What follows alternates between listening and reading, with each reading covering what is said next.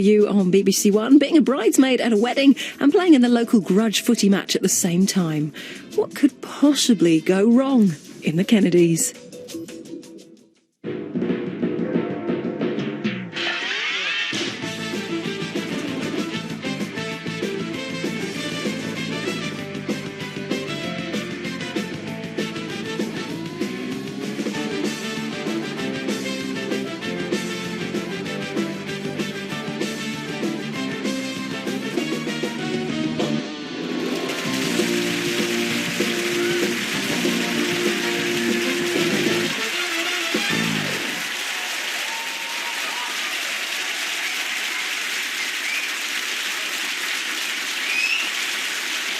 Good evening and welcome to Have I Got News For You? I'm David Tennant. In the news this week, there's concern on the beach in Newquay as David Blunkett goes missing on a surfing holiday.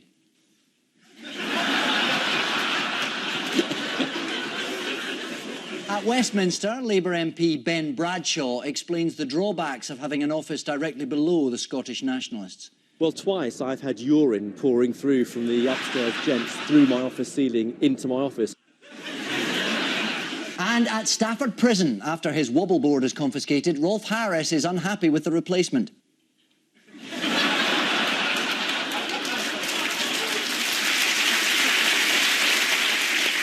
On Ian's team tonight is a ceramic artist who's also on record as being a supporter of the Labour Party. Wow, £3 a pop, who isn't these days? Please welcome Grayson Perry!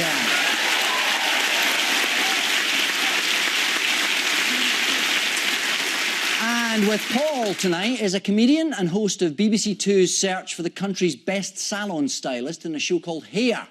Filming was chaotic as nobody did anything until the director shouted cut. Please welcome Catherine Ryan.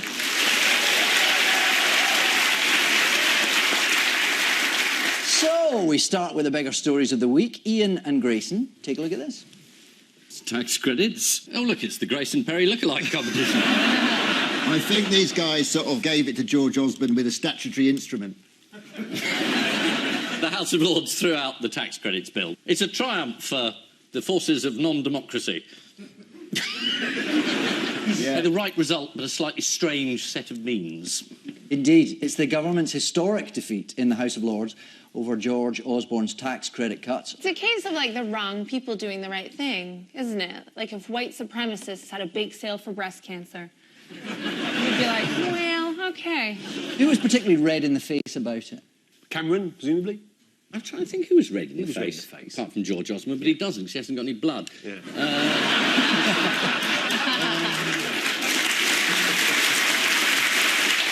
How was George reacting on the night of the defeat? What did he have to say for himself? Well, I think it was shock. I mean, the House of Lords is traditionally there to vote down bills put forward by the Labour Party. Yes. And they suddenly got the wrong end of the stick and threw out a Tory bill. So everyone's very cross. Yes. And the Tories, they're going to team up with Corbyn and abolish the House of Commons. House of Or the Commons. Lords. I can't remember which it is now. Is that a sort of a kind of acute political analysis that has made your name on it? On the night, though, George did seem to get stuck in a bit of a loop. Have a look at this. Tonight, unelected Labour and Liberal Lords have defeated a financial matter passed by the elected House of Commons, and David Cameron and I are clear that this raises constitutional issues that need to be dealt with. Will you take action against them to punish them? Well, let's be clear. Unelected Labour and Liberal Lords have voted down a matter passed by the elected House of Commons that raises constitutional issues, and David Cameron and I are clear they will need to be dealt with. Chancellor, you also said this was your judgment, and it turned out to be wrong. That's damaging for you, isn't it? Well, let's be clear. Labour and Liberal Lords, who are not elected, have voted against measures in a Conservative budget, and that raises constitutional issues. There's a switch on his back. Oh, if only. His cabinet colleagues, they spent a lot of the week saying that he was in listening mode. I wonder if that's as creepy as all his other modes. So is this damaged George, do you think? Yes. Fatally? One can only hope.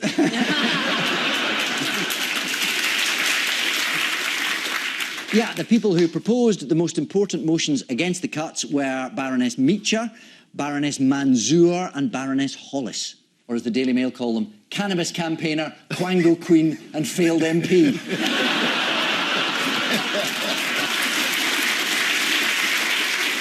Which one was it took the nuclear option?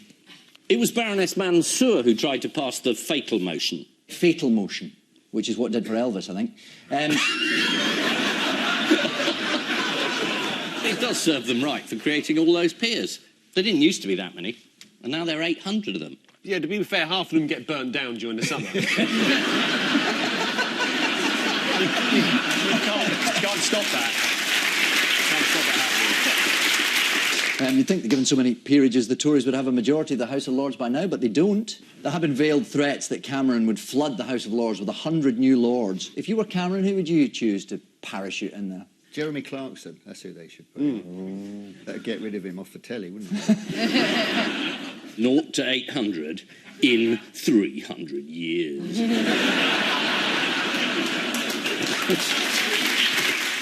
He'd have a denim robe, though, wouldn't he?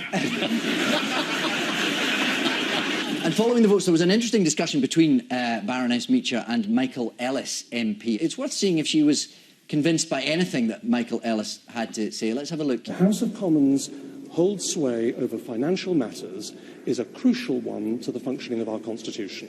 Otherwise, we have self-appointed people in the House of Lords. They have had that temptation placed in their path on dozens of occasions over the last century. Resisted that for 100 years. Tonight, they haven't.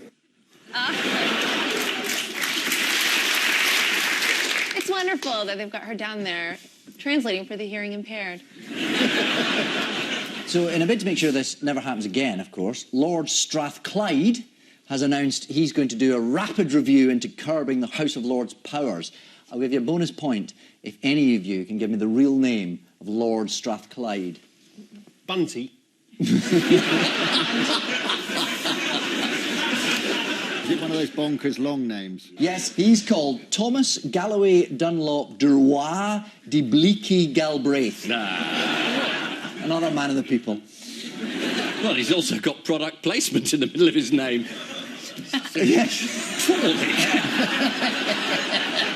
He just can't trust the Tories. Did he change his name in wet weather? Several of the papers identified one clear supervillain in all this. Who was that? Andrew Lloyd Webber. Yes. Mega-rich musical gargoyle, Andrew Lloyd Webber.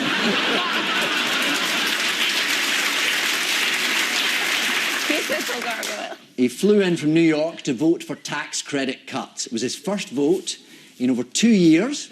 He's previously voted just 30 times out of a possible 1,898 in 14 years. But he did deny he had flown back specifically for the votes. Anyone know why he says he was in town? He was here for an opening of one of his productions somewhere. A new musical called Cuts.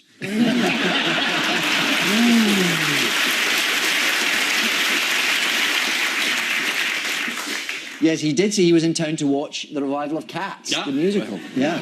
But surely he's seen that already. Or maybe he's just got a bad memory.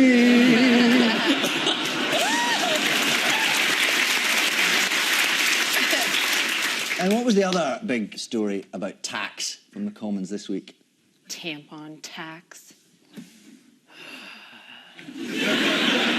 Tell us about that, Catherine. Well, there is a 5% tax on sanitary products because they're considered to be luxury items. Now, while that does not affect me, obviously, I do not use tampons. I'm a single mother, not a king.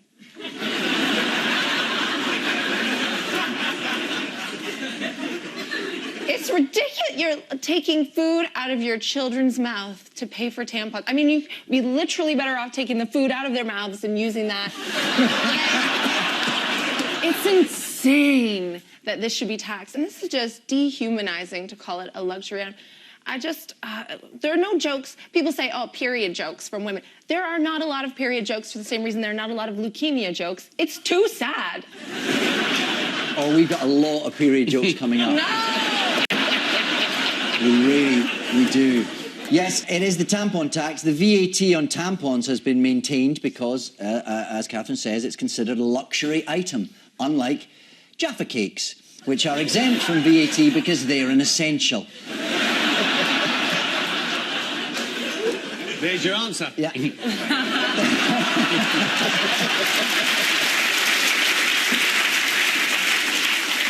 Yes, this is the shock news that the House of Lords does, in fact, serve a useful purpose. As a result of the Lords' rebellion, the Chancellor has been forced to rewrite his autumn statement, which now reads, damn shit and bollocks. Meanwhile, the Treasury survived a rebellion over the so-called tampon tax, a relief for George Osborne, who's going through a tricky period at the moment.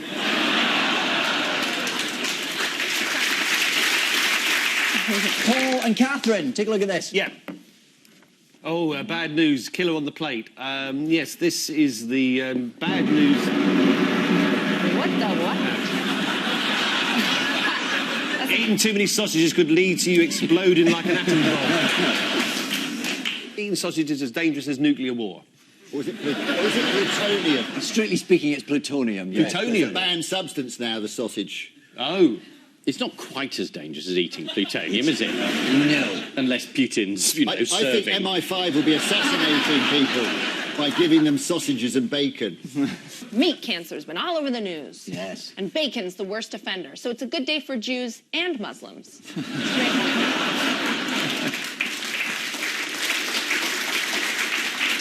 Yes, processed meat is now in the top class of 5 World Health Organization classifications for carcinogenic substances harmful to humans. Right.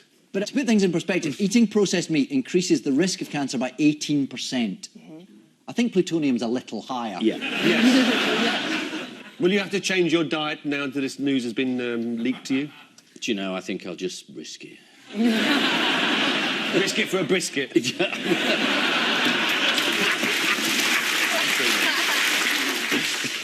In fact, the World Health Organization has tested over 940 substances and only one has been found not to cause cancer. Any idea what it was? Plutonium.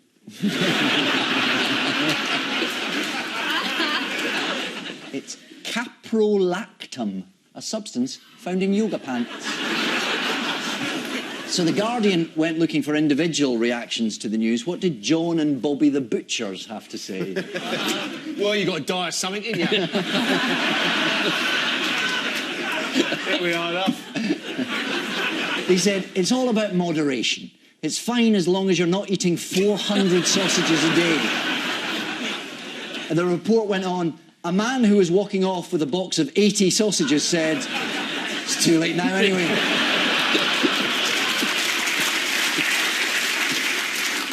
The Daily Star interviewed a very unusual group of people, which included Kat Backley, Jonathan Hard, and Darren Banghard. He obviously didn't have a problem with sausages. Who or what might save us? Vegetarianism. They're genetically modifying tomatoes to kill cancer. Is that right? Absolutely right, yes. Oh. According to scientists at the John Innes Centre in Norwich, the super tomato packs in more life-extending compounds than 50 bottles of wine. You'll be as healthy as an alcoholic. There are foods that are medicine, and there are foods that are poison, and there's nothing in between. But right now, our poison to medicine scale is off the charts. We're just ingesting, like, bacon and food that's not food, and bread. Don't get me started on bread, David. You believe it's the devil, right? I've never eaten bread, even when I was a child. It looks like eating a napkin. That's not food. I mean, historically, it is food. I mean, all those ducks can't be wrong. It's bad for ducks, too. It's quack cocaine.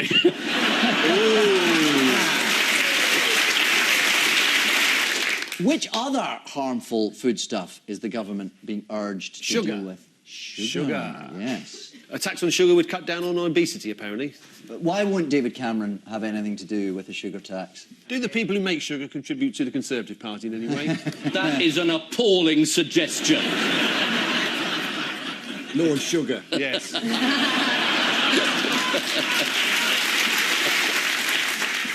The actual response from the government is that if you put on a sugar tax, unbelievably, it will affect mostly the poorer people in the country. So much better just to take their credits away. And then they won't buy fizzy drinks and sugar. So they are caring. Yeah. According to the Times, David Cameron does not want to be seen to be hitting the poor. He doesn't want to be seen to be doing it. He draws the blinds.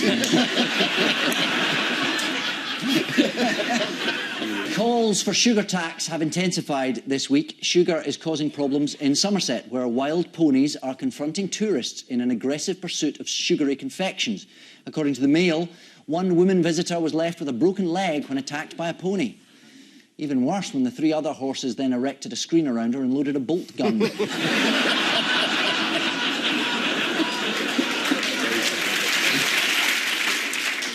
According to the Daily Star, scientists also claim that cheese is as addictive as heroin. You know you've got a serious problem when you're desperately trying to find an unused vein in your Stilton. On we go to round 2, the jigsaw of news. Fingers on buzzers, buzz when you know what this is. Yes, Ian and Grayson. This is apparently a 15-year-old from Northern Ireland is meant to have hacked into TalkTalk's computer and got all people's personal details and put them on the web. Exactly. 4 million customers of the broadband and phone provider TalkTalk. Their details were allegedly stolen by a teenage boy. We're not allowed to reveal his name. He's yet to be convicted of any crime, and he is a minor. Fortunately, the Sun don't care about that, and they've named him as 5 foot tall. With a name like that, he shouldn't be hard to trace. Just go around all the schools, and when the register's called, wait till you hear that noise, and you've got him. I feel sorry for the IT guy. He'd be like, oh, it must have been China or some North Koreans got through my firewall. No, it was a child. Uh-oh. The Daily Mail said he had a single mum. Oh, well, he's definitely guilty then. On behalf of all single mums, I'm just glad that our bastard children are finally participating in white-collar crime. Who says there's no aspiration in the world anymore? It's fun, like, you have to worry about your son knocking his door. What do? You better be wanking in there and not bringing down a corporation. The two activities aren't mutually exclusive.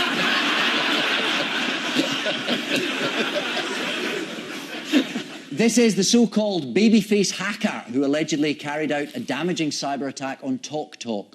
TalkTalk boss Dido Harding said they will handle compensation claims for their 4 million users on a case-to-case basis. Bad news for loyal customer Zachariah Zimmerman.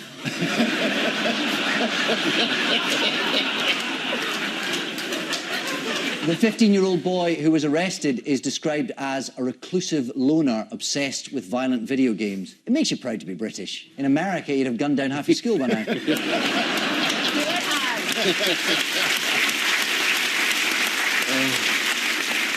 Fingers on buzzers, teams. Here's another one for you. Who is it? Yes, that's Paul and Catherine. I refuse to recognise or remember who this man is. It's Tony Blair. He's sort of partially apologised, but not really. I think this is an attempt to sort of get in before the verdict. Yes. We do now know that the Chilcot report is expected to be published June or July next year. 6 years we've been waiting, 6 years. Longer than the entire Second World War to Yes. come up with the one sentence we want. Guilty. What did he specifically apologise for? He said he was sorry that the intelligence turned out not to be accurate. Yes. Speaking in an interview with American broadcaster CNN, he said, I apologise for the fact that the intelligence we received was wrong. That's not really fair, given that he manipulated the evidence to make sure it wasn't accurate. So he didn't really apologise. Well, what has former Weapons Inspector Hans Blix said about this week? Anyone hear this? He accused Blair of misrepresenting intelligence about Iraq's WMD programme, as you say. When asked whether Blair had lied, he said, well, I'm a diplomat, so I'm not using such words. But, in substance, yes.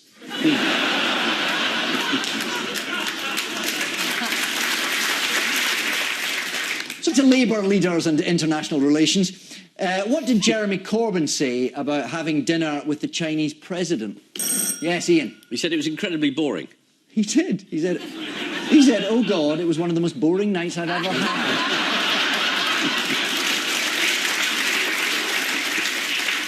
And this comes from the man who photographs drain cover, so that really was an insult. What startling revelations did The Sun uncover about Jeremy Corbyn this week? What are the stunning revelations? Well, The Sun tracked down Jeremy Corbyn's wife's niece, who lived with him until recently, who disclosed that he enjoys watching EastEnders, tending his allotment, baking bread, watching and reading the news, and making jam. What a bastard.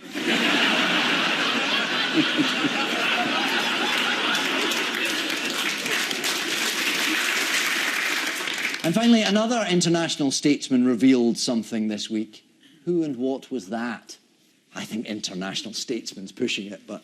It's not Sepp Blatter. It's Sepp Blatter. Ah, yes. Yeah. He shocked us all not by saying that the choosing Russia to host the World Cup was a foregone conclusion before the actual vote. So it was rigged. Yes, I know, it's shocking, isn't it? It is. The Russians would be furious to find out they didn't win it legitimately. I mean, Putin will be angry as hell. Yes, this is the news that Tony Blair had sort of said sorry for Iraq. During the interview, Tony Blair added, by the way, I always point out, I did actually win an election after Iraq. Mr. Blair, no one is doubting your ability to deceive people on a massive scale.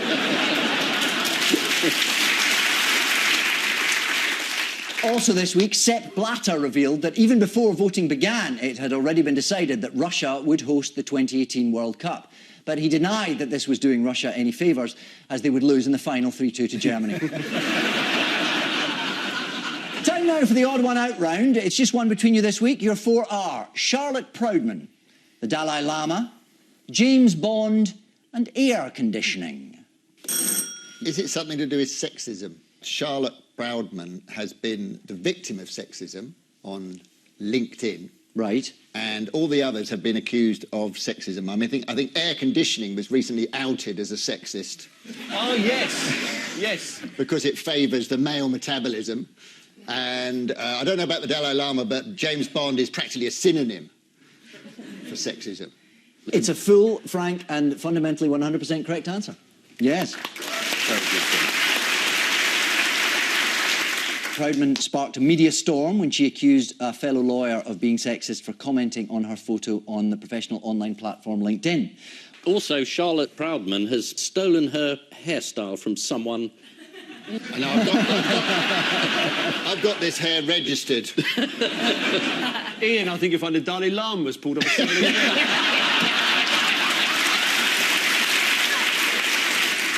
Daniel Craig recently called James Bond a misogynist. He's a bit of a misogynist in the way that Oscar Pistorius is a bit lucky he wasn't black. Just a bit. Listen. Air conditioning has been accused of being sexist for being set at too cold a temperature for female office workers. There is, of course, a simpler way of making women feel warmer in the office. Just double glaze that glass ceiling.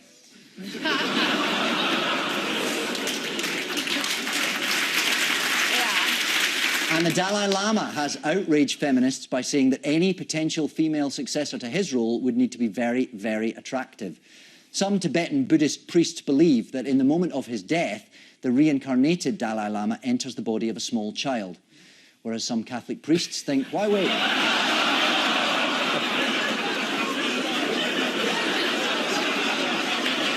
Time now for the missing words round. We start with Chewbacca arrested for what? Smoking while there's children in the Millennium Falcon. Chewbacca arrested for campaigning in the Ukraine. Yes, this is the news that a man dressed as Chewbacca was campaigning for a candidate called Darth Vader in a Ukraine election. Fair enough, with Putin on the doorstep, a vote for Darth Vader is a vote for peace. Here he is, being carted off by police.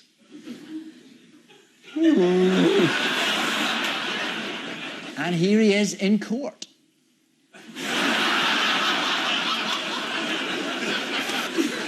He looks like he's been roughed up since he was put into that car. Next. The Pope has a good job, but he doesn't get to what or what? The Pope has a good job, but he doesn't get to internet date. Or does he? The Pope has a good job, but he doesn't get to take time off, or fly a kite, or stuff a ferret. He doesn't get to wear trousers or culottes. Yes. Culottes. It must be all of those. All of which answers are more plausible than the actual truth, which is the Pope has a good job, but he doesn't get to wiggle his hips or drink a few glasses of wine after a show. According to Rod Stewart, who expressed these views this week in an interview with The Sun. Rod, do you know nothing about Catholicism? The Pope has wine during the show. And finally, parachuting beavers, what in the 1940s? Was a popular euphemism.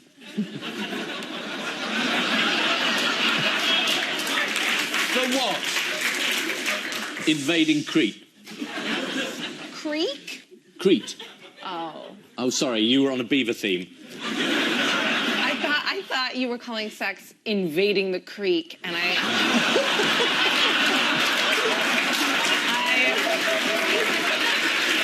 loved that. I loved that. Well, we can do a retake if you like. It's a more interesting answer than the rather obvious. Parachuting beavers killed 15 civilians in the 1940s. Were they trained by MI5? Yeah, but you can't direct the parachuting beaver. Once he's out there, he's out there. Good for all those German dams, though. Parachuting beavers imitated Churchill. We are parachuting beavers. Parachuting beavers thrown out of planes in the 1940s.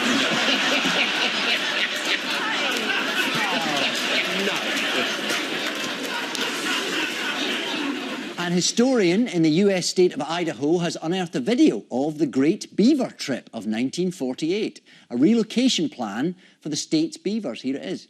Now into the air and down they swing, box open, and a most unusual and novel trip ends for Mr. Beaver. What? How can it be cheaper to drop them from planes rather than just take them in a car and just there you are? I'm not flying EasyJet again, thanks very much. Where the hell am I? What happens if the box doesn't open when they hit the ground as well? They're beavers.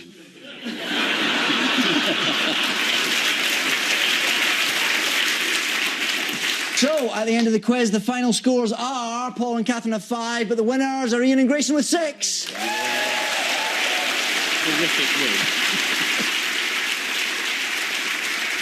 And I leave you with the news that, as George Osborne begins to look vulnerable, leadership rival Boris Johnson plans his next move. In Zurich, Sepp Blatter explains how, despite being president of FIFA, evidence of corruption never reached him. And CCTV captures the moment just before Prince Philip finally loses it with the Queen.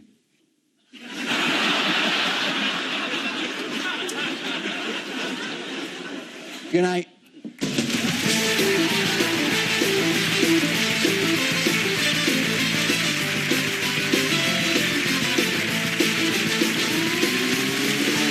And Have I Got News for You is back at the same time next Friday.